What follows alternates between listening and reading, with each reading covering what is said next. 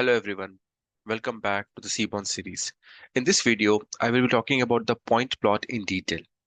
A point plot is a type of graph or plot used to show how the average value of a certain variable changes across different categories.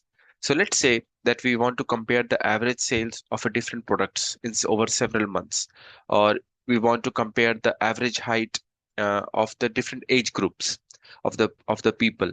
Uh, so a point plot comes handy in these kind of situations. So let's look at a simple example. We are going to use the same automobile data set which we have been using it. So here what I'm trying to do is like I'm trying to understand the average of the engine size with respect to the different values of fuel system. So let me draw this. So you can see here we have different types of fuel types. MP5, 2BBL, MP5, and like this we have different type of categorical values of this fuel system. And then we have the engine size. So these points, we can see two things here. We can see the points and we can see the line. So these points are representing the average, which this point is showing something around 150, and 150 is basically the average engine size for this when the fuel system is MP5. Okay, similar way, this point is showing 100. The engine size is 100 for this fuel system type 2BBL. So this way, the point gives us the averages. Each point on the graph shows the average or mean value of the variable for a specific category.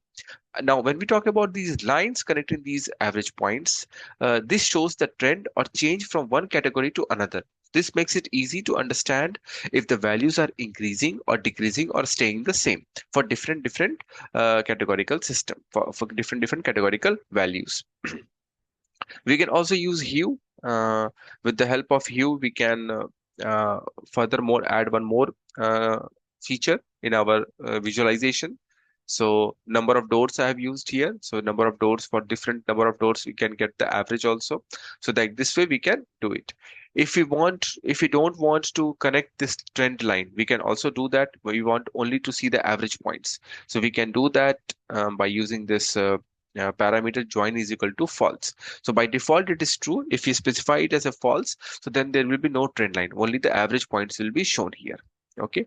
So this way, this was some of the methods of